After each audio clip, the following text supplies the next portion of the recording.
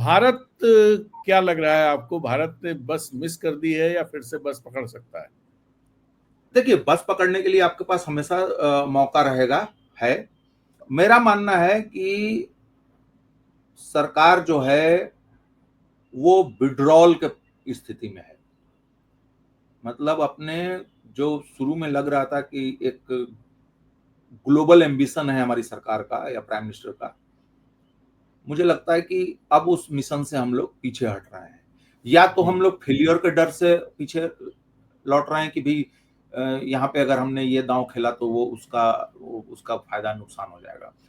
और दूसरी चीज मुझे लग रही है कि इडियोलॉजिकली चूंकि थोड़ा इजराइल से निकटता है हमारी सरकार की, तो उसका भी एक असर हो सकता है।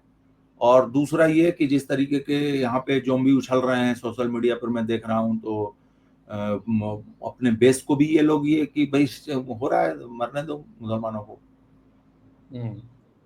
तो मुझे लगता है कि ये सारे फैक्टर्स इसमें काम दे सकते हैं। लेकिन अगेन मैं बार बार एक ही चीज इसमें दोहराता हूँ कि भारत को की जो छवि है दुनिया भर में कि आप जो है भरोसेमंद दोस्त नहीं हो सकते, इस छवि को हमें तोड़ने के लिए कोशिश करनी चाहिए। सिर्फ अब देखिए, खुद प्राइम मिनिस्टर ने, मुझे याद है कुछ साल पहले, कोई 5-10 साल पहले बोला था कि पुतिन से मुलाकात में कि भारत का बच्चा बच्चा जानता है कि रूस हमारा दोस्त है। तो रूस हमारा दोस्त है, बच्चा बच्चा जानता है, इसको बनने में कितने साल लगे हैं, कितने अप्स एंड डाउन्स हुए उसके बाद। अभी अभी आप देखिए, मैं नॉर्थ कोरिया में हम राजदूत नियुक्त हुए हमारे, तो मैं उनके बारे में लिख रहा था, तो मैं थोड़ा बिजनेस का देखा, तो देखा कि 2017 में अमेरिकी सैंक्शंस जब यूनाइटेड नेशन वाला सैंक्शन लगा, तो उसके बाद हमने उस जीरो कर लिया अपना, मतलब कोई 11 मिलियन के आसपास हमारा बिजनेस हो गया। और ठीक वही समय है जब चाबहार पोर्ट को लेके हमारा काम बंद हुआ, ट्रंप के सैंक्शंस की वजह से, ईरान से। तो हम लोग अपना नुकसान कर करके कौन सा पॉलिटिकल पोजीशन बना रहे हैं, कर रहे हैं। चीन से अमेरिका को दिक्कत नहीं है, वो नॉर्थ कोरिया के साथ दोस्ती कर रहा है, और हम नॉर्थ कोरिया से बिजनेस करेंगे तो अमेरिका को दिक्कत हो जाएगी। तो मुझे लगता है कि लैक ऑफ कॉन्फिडेंस है कि या फियर ऑफ फेलियर है, क्योंकि चतुराई और समझदारी तो मुझे नहीं दिख रही है। वो तो नहीं दिखती है, कहीं नहीं दिखती है। आपने तो नहीं आपने पीयूष गोयल वाले मसले में देख लिया ना, पीयूष गोयल ने आसियान कंट्रीज को क्या भला बुरा बोला, फिर अगले दिन हमारे सेक्रेटरी को जाके जकार्ता में एक भाषण में बोलना पड़ा कि नहीं हमारा तो कल्चर है, ये है वो है। और सोचिए, पीयूष गोयल जो राष्ट्रवाद, सनातन और ये सारा संस्कृति वगैरह करते रहते हैं, उनको समझना चाहिए कि आसियान के 10 में से 9 देशों में भारतीय संस्कृति है, भारतीय प्रभाव की संस्कृति है। और मतलब आप सोचिए कि किस लेवल पे चीजें हो रही हैं, वर्ड क्या यूज किया जा रहा है। देखिए वर्ड्स कितने इंपॉर्टेंट होते हैं। इन्होंने कहा, पीयूष गोयल ने लंदन में, कि जो पीछे हमारे ट्रेड डील्स थे आसियान के साथ, वे सीली थे। अब ये कितना मतलब अनकुश टाइप का लैंग्वेज है, ये ऐसे वर्ड यूज करना चाहिए। दूसरा उन्होंने क्या कहा, कुछ देशों का नाम लेके कह दिया कि ये तो चाइना की बी टीम है। माने चाइना आपका सबसे बड़ा बिजनेस पार्टनर है और आप बी टीम नहीं है। जो $100 बिलियन हर साल उसको मुनाफा भेज रहा है जो देश, वो बी टीम नहीं है, और वो तो उनके पड़ोसी हैं।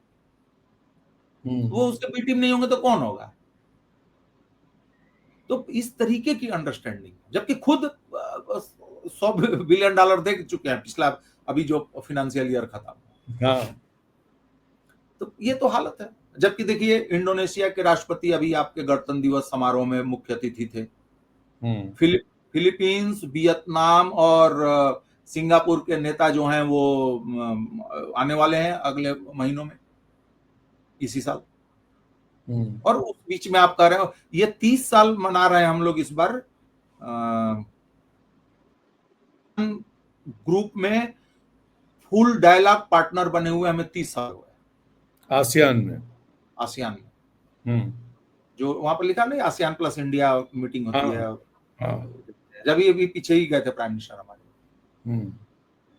और आसियान दुनिया का सबसे तेजी से डेवलप दरअसल होता जो ग्रुपिंग्स बनी थी लेट 90s और अर्ली 2000 में, उनमें जैसे एक साफ्टा थी, एक ना अमेरिका की कोई एक नाफ्टा, हाँ साफ्टा थी, एक अपना ये साउथ एशिया की कुछ बन रही थी, उसका भी नाम मैं भूल रहा हूँ क्या था, साफ्टा था या क्या था, ऐसे कुछ नाम उसका भी था।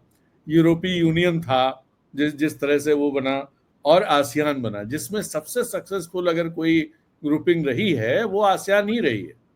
बाकी सबके जी आप ये देखें कि म्यांमार को थोड़ा छोड़ दें क्योंकि उनकी अपनी चीजें हैं, लेकिन आसियान के देशों की बात या बड़ी बड़ी जीडीपी के आंकड़ों की बात छोड़ दें, 2030 तक, ये वर्ल्ड बैंक बोल रहा है, 2030 तक आसियान की 70% जो जनता होगी वो उच्च मध्य आय वर्ग में होगी।